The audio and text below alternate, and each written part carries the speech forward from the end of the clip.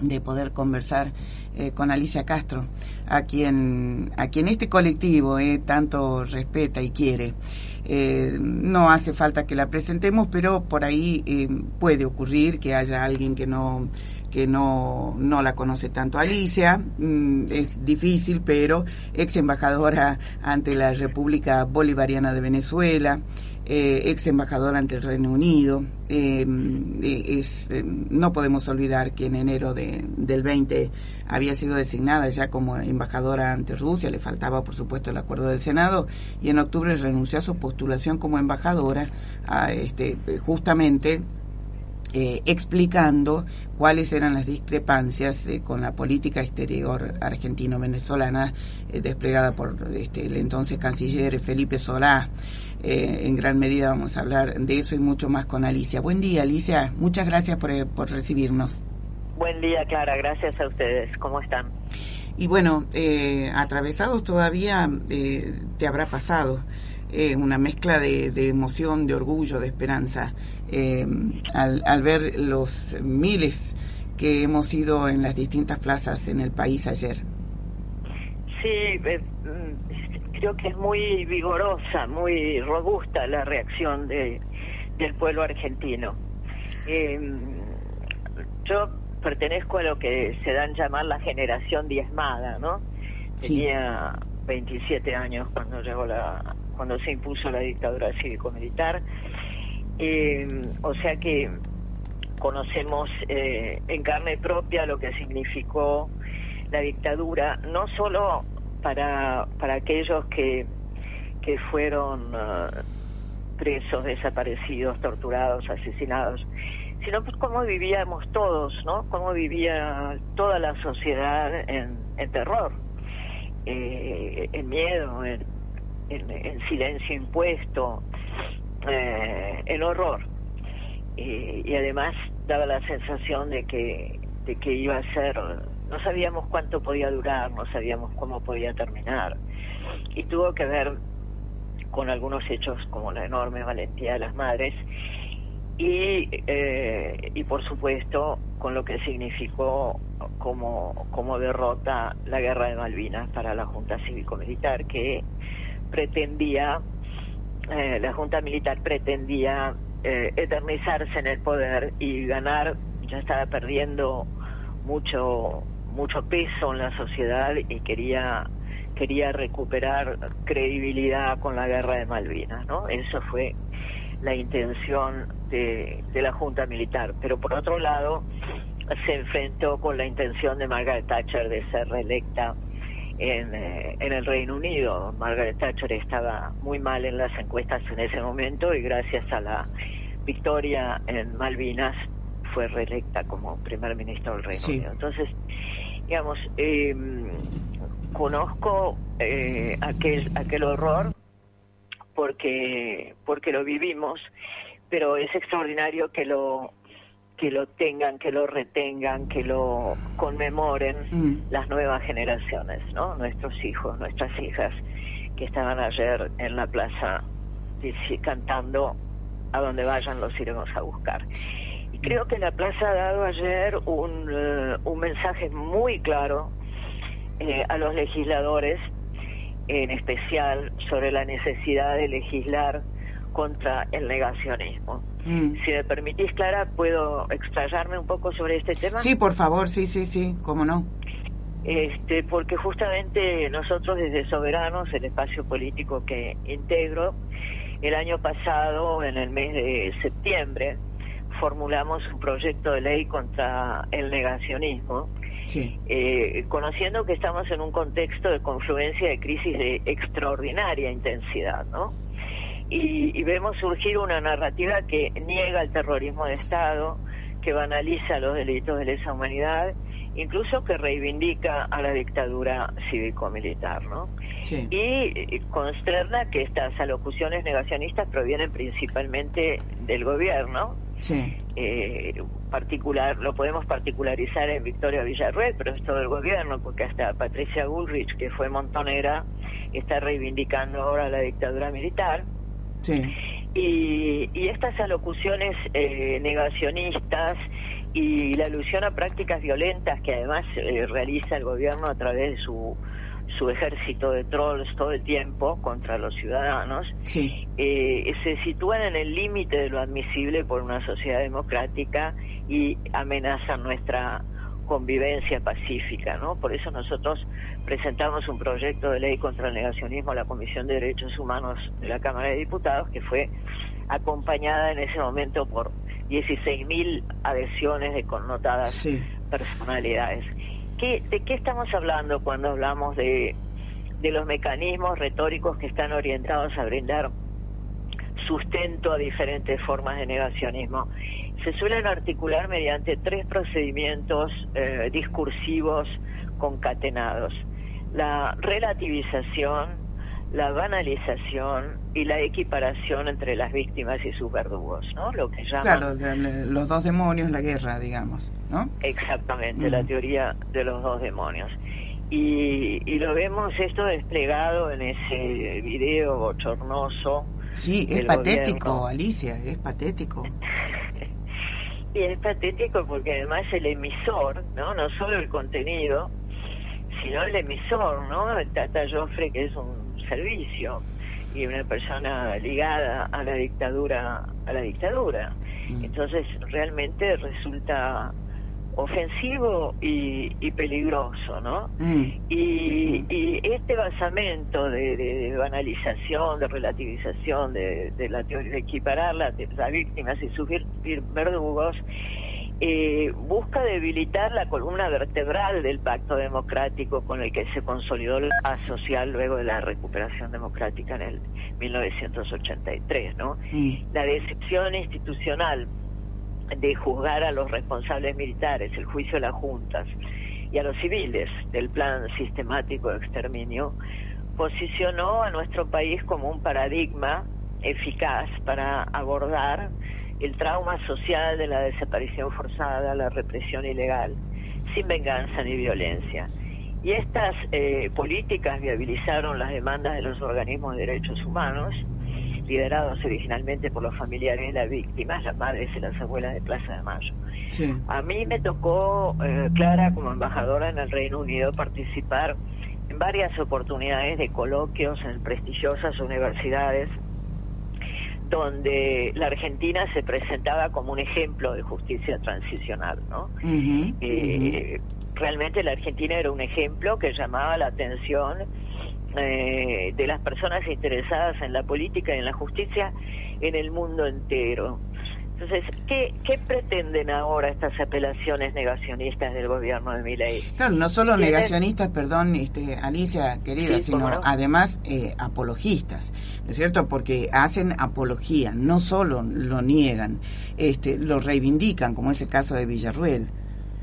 Lo reivindican y además expresando motivos muy preocupantes, ¿no? Dicen, han dicho que es importante sacar de la cárcel a los represores porque claro, eventualmente pueden servir a las Fuerzas Armadas para reprimir a la población civil en determinadas manifestaciones o movilizaciones. Lo dicen, lo escriben, ¿no? Entonces, en primer término, los negacionistas quieren redimir a los responsables de los crímenes ejecutados hace más de 4 décadas, ¿no? Después pretenden deslegitimar los procesos judiciales llevados a cabo contra los criminales y los quieren presentar como patriotas defensores del orden, y el orden es uno de los pilares centrales de su plataforma. Y en última instancia, y esto es lo más preocupante desde nuestro punto de vista, Clara, esta operación negacionismo intenta instalar un territorio propicio para la represión, para el control, para la mano dura, sí, y en última instancia para futuras operaciones de exterminio colectivo, ¿no? Sí. Yo siempre recordamos a la carta de Rodolfo Walsh a la Junta Militar cuando afirma que más grave aún que los crímenes sobre los cuerpos, y lo voy a citar, hay una atrocidad mayor que castiga a millones de seres humanos con la miseria planificada. Exacto. Y entonces no es una casualidad que quienes hoy pretenden negar las atrocidades cometidas por la dictadura cívico-militar postulan el mismo exacto modelo económico de Videla y Martínez de Oz auspiciado por sus mandantes, que son corporaciones, buitres, empresarios de rapiña, que están dispuestos a llevar un nuevo ciclo de saqueo de nuestros bienes sociales, de nuestros derechos y de nuestros recursos naturales. Que no es solo una coincidencia, una casualidad que se vayan dando la posta, ¿no es cierto?, ilustres apellidos como los Venegas Lynch. No, es una genealogía del saqueo. Esto es, ¿no? A partir, digamos, de la dictadura, como decís vos, pasando, ¿no es cierto?, por el neoliberalismo del menemato y en adelante, ahora en esta reedición. Pero fíjate, esta estrategia, Alicia, insidiosa de estos tipos que operan con la muerte por inanición, en forma metafórica y real. Metafórica porque en el caso de los derechos humanos, como por supuesto Alicia, Patricia no puede sacar, ¿no es cierto?, sus tropas, a reprimir a más de 1 millón de personas en las calles. Entonces, ¿qué es lo que están haciendo? Bueno, pisando el presupuesto de derechos humanos, desfinanciando todas las políticas de memoria, verdad y justicia, incluso haciendo peligrar la conservación de sitios de memoria, ¿no?, como la ex ESMA, que bueno, es patrimonio de la humanidad. Sí, digamos, es un gobierno que quiere dejar tierra arrasada sobre todo lo que hemos avanzado en materia de derechos humanos en la Argentina, ¿no? Y por eso nos preguntamos cuándo se dan las circunstancias excepcionales bajo las cuales se puede limitar penalmente la libertad de expresión, porque lo primero que dicen es que cuando uno quiere penalizar el negacionismo es que estamos afectando o estaríamos afectando la libertad de expresión, sí, ¿no? Sí. Y respondemos que el límite del máximo tolerable está dado por las pretensiones de enaltecer el periodo más terrorífico de nuestra historia, que fue signado por la tortura, las desapariciones forzosas de personas, el robo de bebés, los campos de concentración, ¿no? Ahora, la verdad es que nosotros creemos que memoria, verdad, justicia constituyen la identidad del pueblo argentino, y eso es lo que se reforzó como imagen tan potente ayer en la calle, en las plazas de todo el país, ¿no? ¿Cómo fue por allá? No, fue también aquí en Tucumán multitudinario. Eran, no te puedo hacer el cálculo exacto, pero eran 15 cuadras de que para Tucumán es mucha gente, familias enteras, ¿no?, que es lo mismo que se ha visto allá. Y calculo que en la mayoría, no he tenido tiempo de revisar provincia por provincia, pero sí he visto imágenes de Neuquén, ponele, y bueno, en la mayoría de las provincias ha sido también una presencia multitudinaria, como fue multitudinaria nuestra presencia en las calles el 24 de enero. Y creo que la lucha sigue, no sé cómo lo ves vos, con un próximo paro general y nueva movilización. Porque en realidad, Alicia, ayer vos escuchabas el testimonio y los comentarios de mucha gente, ¿no es cierto?, que estaba allí. Y estaban, por supuesto, diciéndole no a la negación y a la apología, ¿no es cierto?, del genocidio de la dictadura, pero diciéndole no firmemente también a esta prolongación de una lenta agonía, como es lo que está haciendo en estos momentos el gobierno ahora, ¿no? Sí, bueno, evidentemente fue una movilización contra Milei. No, sobre eso no cabe la menor duda, porque no había nadie en esas plazas del país, en esas plazas movilizadas, con una cierta alegría también, en el sentido de estar reunidos, de estar, ¿no? Claro que sí. Una sensación de, a pesar de los pesares, una sensación de alegría, una sensación de, digamos, de poner en marcha músculos para la resistencia y para la lucha, ¿no? Y claramente fue una movilización contra el gobierno de Milei, ¿no? Y digamos, la plaza de ayer no solamente conmueve, involucra a quienes pertenecemos a la generación diezmada. A propósito, qué desgracia la muerte del joven tucumano Leandro Rossi, sí, con 22 años, ¿no? Que sí, fue elegido campeón mundial en el concurso mundial de oratoria en Madrid con un discurso contra el negacionismo y en defensa de los derechos humanos. Se murió a los 22 años de dengue. Sí, sí. En Tucumán. Sí, sí, nosotros nos habíamos comunicado con él, había sido una de las personas que adhirió a la presentación del proyecto de ley contra el negacionismo, ¿no? Y bueno, nos parecía muy importante también que hubiera jóvenes que entendieran esto también, así como recientemente el tenista alemán Zverev suspendió un partido que estaba jugando cuando un espectador, celebrando un tanto suyo, exclamó Deutschland über alles, Alemania por encima de todo, una frase del himno alemán que fue eliminado de la letra oficial vinculado con el nazismo. Claro. Y el tenista ha dicho la famosa frase de Hitler, es inaceptable, y paró el partido que estaba ganando y que luego ganó hasta que retiraron a ese espectador, ¿no? Entonces, creemos que es muy importante señalar esto, porque no, digamos, el tema de lo que costó la política de derechos humanos en Argentina no es una anécdota ni una cuestión de la historia, es algo que tenemos que proteger, que cuidar, que preservar como parte de nuestra identidad, y por eso el que tenga discursos de negacionismo, de odio, de reivindicación de los genocidas, tiene que tener una pena, tiene que ser penalizado, ¿no? Por eso nosotros decimos que el negacionismo no es una opinión, sino un crimen.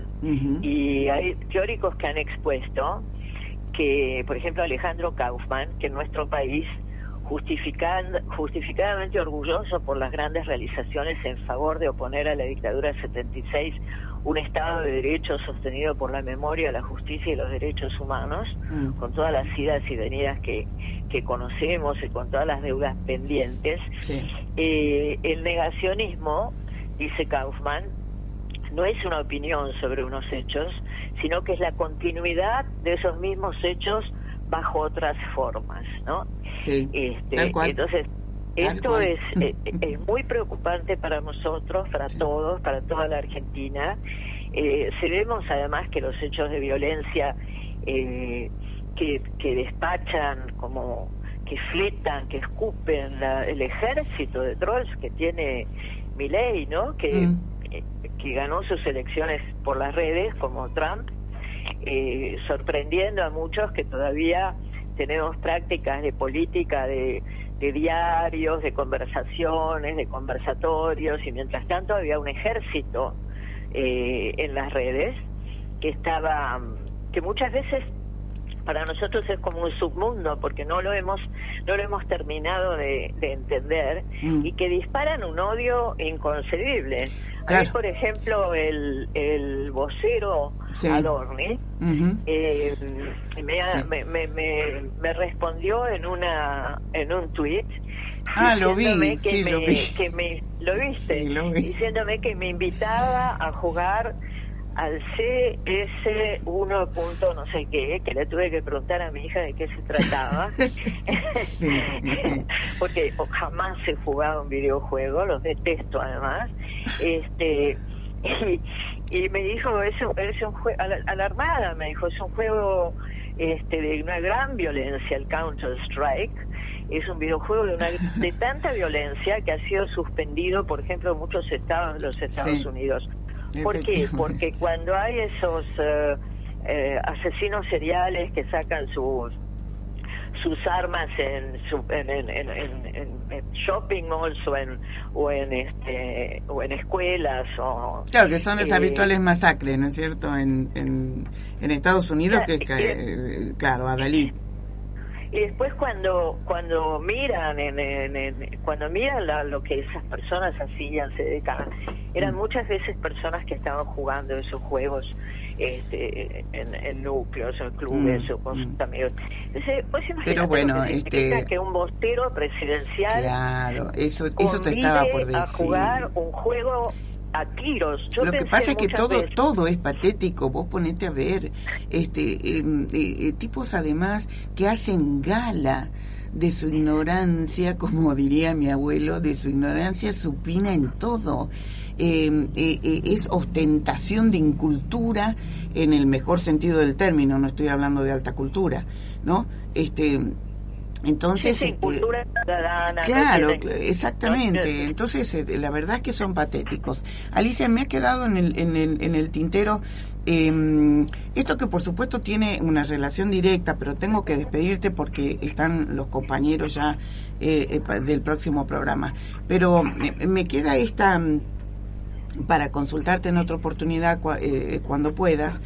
Esta como estamos hablando de continuidades, esta política exterior llevada adelante por la señora Mondino, es patético. Bueno, esa es otra cosa, ¿no es cierto? Porque, bueno, ese alineamiento radical, ¿no es cierto? Radicalizado, quiero decir, con Estados Unidos e Israel, en lo que tiene que ver con una red, si así se puede decir, ¿no es cierto?, de extrema derecha a nivel global. Estamos hablando del trumpismo, de Bukele, del bolsonarismo, ¿no?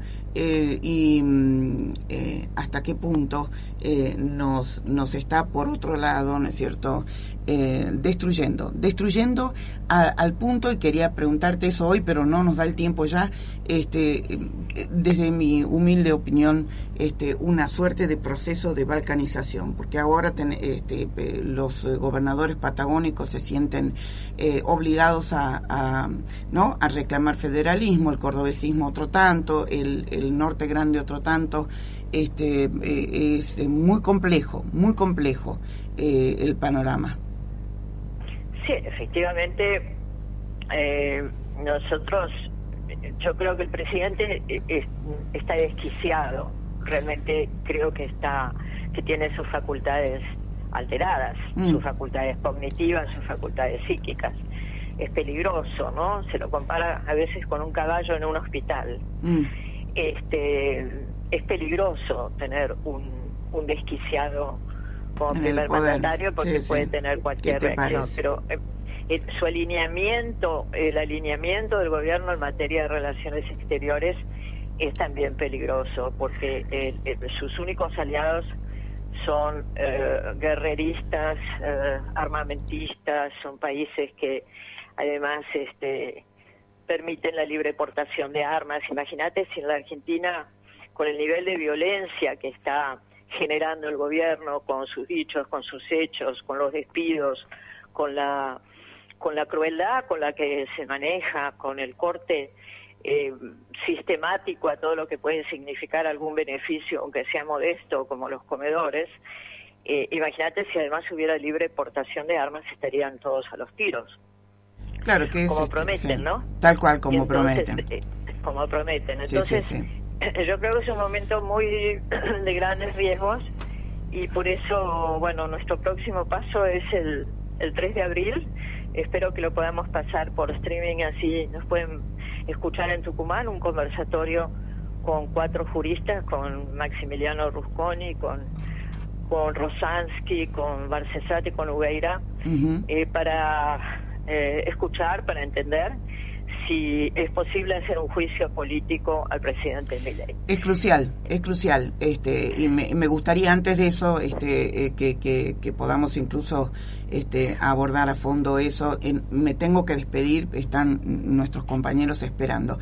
Alicia, ha sido un inmenso gusto poder escucharte. Igualmente, Clara, hasta siempre. Hasta siempre, un abrazo enorme. Un abrazo. Hemos estado en diálogo con Alicia Castro, ex embajadora ante la República Bolivariana de Venezuela, ex embajadora ante el Reino Unido, ha sido dirigente sindical, 2 veces diputada nacional. Un lujo para tenemos la palabra.